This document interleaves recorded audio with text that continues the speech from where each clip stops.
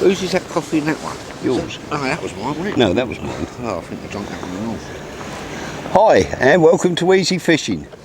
Well, me and my buddy have got to Walton on the Naze Pier. Bit delayed, bit of health problems, bit of car problems, but it's turned out to be an absolutely glorious day. And we've been fishing about 5 minutes, and my mate's already had one undersized whiting. Yeah, he wishes. So I'm going to let him carry on. He's going to cast out, and I'm going to run through the rigs when he's cast out. So this could be a bit entertaining, as long as he doesn't take the video camera with him, because he's, you know. We need a short little lob on the pier, don't we? Yeah. Just mind your head. Oh dear, he's just knocked out the Coast Guard. Oh well, never mind. Now seriously, when you're fishing on the pier, you don't normally need to cast long distances. We're fishing about 30 yards out, I guess, if that. We are both using 2-hook paternosters, and I'll run through that now and I'll get my rig in to show you. Right, because this is aimed at beginners, I've got beginner's tackle. I have a 13-foot rod, which cost £19. I have a cheap fix ball, which cost I think £27. £15 mainline, £60 shock leader, and a shop bought ready-made 2-hook paternoster. For beginners, ready-made rigs are the way to go. They're easy, quick and simple. You just tie them to the end of your line via a swivel or a quick link. Start off with about a 5-ounce breakaway lead,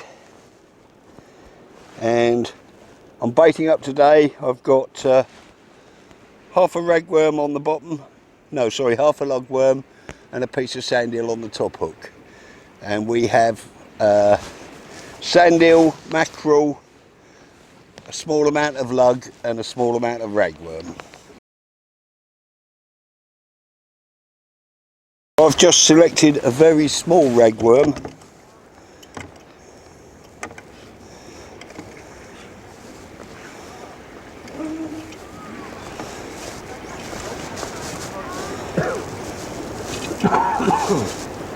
Oh, it's lovely to see that tick though. It's so quiet up there.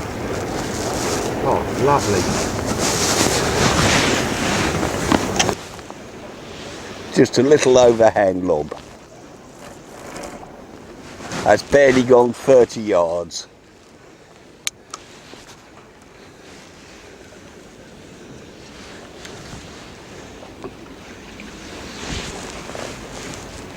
So I've just tightened down on the rig, and my buddies are getting all excited because he thinks he's got a bite. Oh, I need to make it 2-0. Show the old man how it's done. You hear this?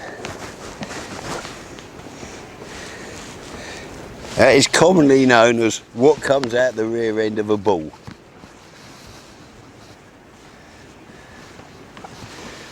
And we have a good supply of hot food with us. I have a pot of hot stew, which my mate is obviously looking forward to getting into. Can't wait for some of that. So here we have it. It's just one of those food flasks.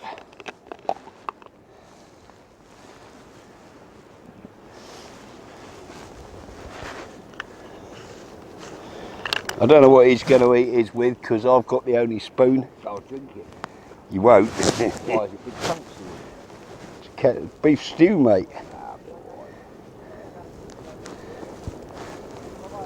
Just rinse your cup out, mate.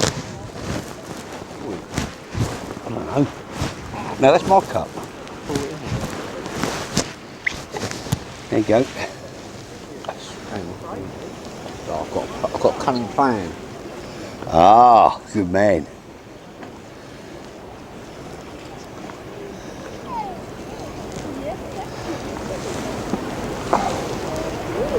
Oh, look at that. Beef stew. Oh. Oh, beef stew. Oh yeah, beef stew. Living the life. save some of the gravy because there's Oh, that's plenty left. lush, that, isn't it? So this is what you call proper old man's fishing. Cheers, mate. Cheers, buddy. He's slurping his, but then that's my mate, isn't it? So you'll have to excuse me while I enjoy my beef stew and carrots.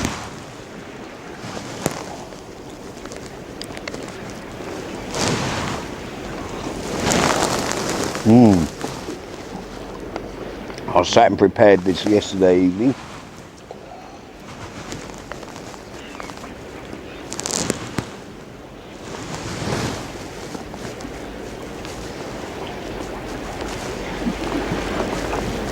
And I must admit, I did anticipate it being a lot more inclement weather. Yeah, I can't believe how warm it is. It's actually quite warm. Sun is trying to break out. And there's something about beef stew eaten outside.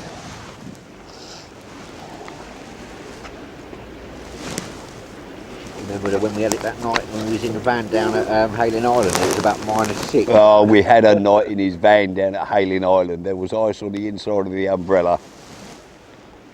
Oh, that was bad, wasn't it? And when we got back to the van, I did a beef stew and a French stick. Tasted like heaven, didn't it? And you unscrew that, mate. Do you want the other half of it now, or do you want to wait? Yeah, let's do it all now. Sandwiches anyway, ain't we? Yeah. Yeah. So we've also have a sandwich each and I'm being really bad, I got a muffin as well, but Hopefully fish and chips tonight. yes, and maybe we'll catch some fresh fish. But the anglers we can see on the pier, and there's not that many of them, haven't seen anybody else wind the fishing yet. Have you, Mick? No, I need something to eat this with though now. Hang on.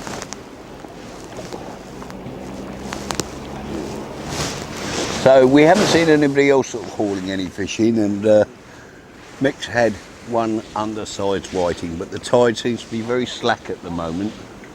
So until the tide run picks up, we don't expect a lot. And the cheeky bugger's got my spoon. I'll just mash this up and then now look back. No, it's all right, mate. You finish There you it. go.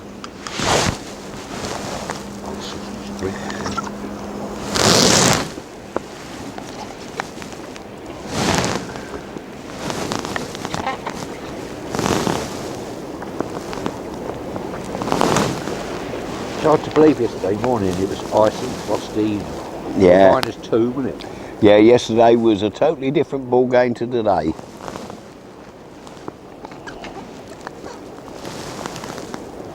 In fact, I could almost shed my outer coat. I can't even put mine on, so yeah.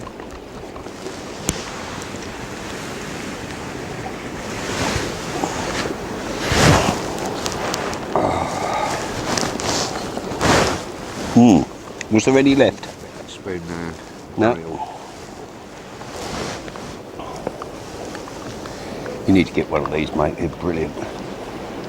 It's not as keep it as hot as the coffee, but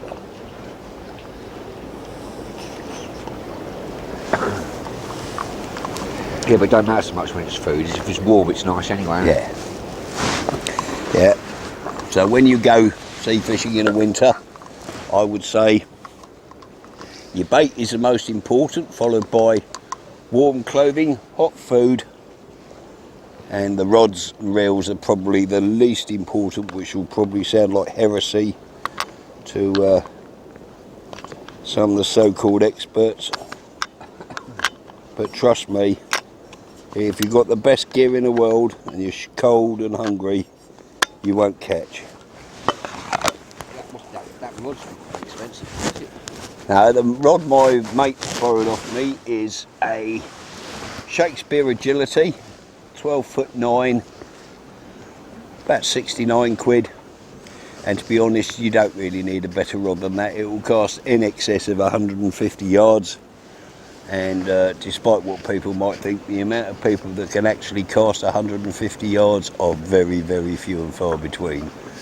probably only 10% of the beach anglers can manage that. So people who buy super duper long distance casting rods, why bother? If you can't cast more than 100, you know, if you can't cast 150 yards, why have a rod that's capable of 300 or 300 meters or whatever? Have a rod that you can bend, and that one is a very usable fishing rod. It's 3-piece for easy transportation, and it's coupled with a Penn Affinity, a discontinued model, but the reel's not so important as the people like to make think. As long as you've got a halfway decent fixed spool, for nowadays, get a good fixed spool for £60 now. The one on the other rod I've got, which is a real cheapo, £27 I think it was off eBay. The rod was £19.50 I think. Perfectly adequate for beginners. If you can't cast long distances, you don't need a big long distance casting rod. It's as simple as that. So anyway, one of the things you need to do is to not leave your baits out too long. At the moment, we've had one positive bite and one fish, and other than that, I haven't had a bite. So I'll give it about 15 minutes, and then I'll rebait. So he's got another fish. Hold it up, Mick, so they can see it. Undersized whiting again, but still a fish. Let's just hope we get some more that are sizable. And here we have a real specimen, the smallest pouting that I've ever seen. So we have a halfway sizable whiting. I don't think it quite makes the size limits, but it's a fish. It's a sizable keeper. Well, it's better bring this in to rebait now, really nice.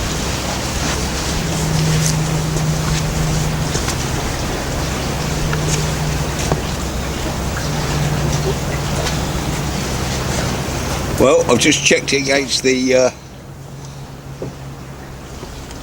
measuring stick,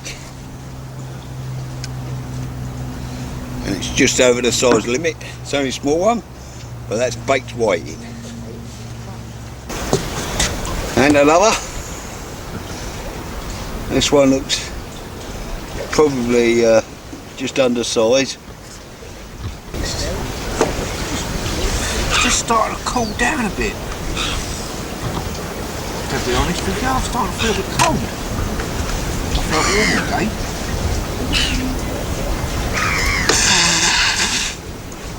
That breeze has picked up, isn't it? Yeah.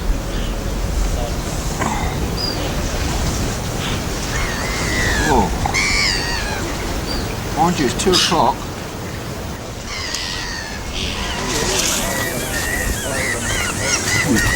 You lost that. Have you had any? Yeah.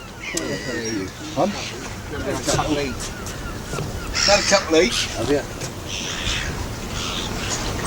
Well, the tide seems to have died. The temperature is dropping like a stone. We've had a few fish. One sizable one, all the rest unfortunately have been undersized. So we're on our last cast now, and we're going to pack up and go home because we've got a 2.5 hour drive to get home. So and as you can see, I'm balaclavaed up now because the temperature is dropping like a stone. So thanks for watching Easy Fishing. I know we haven't caught a lot of fish, but later on as the season progresses, hopefully we'll get a few. So until then, goodbye for now. Catch you all later.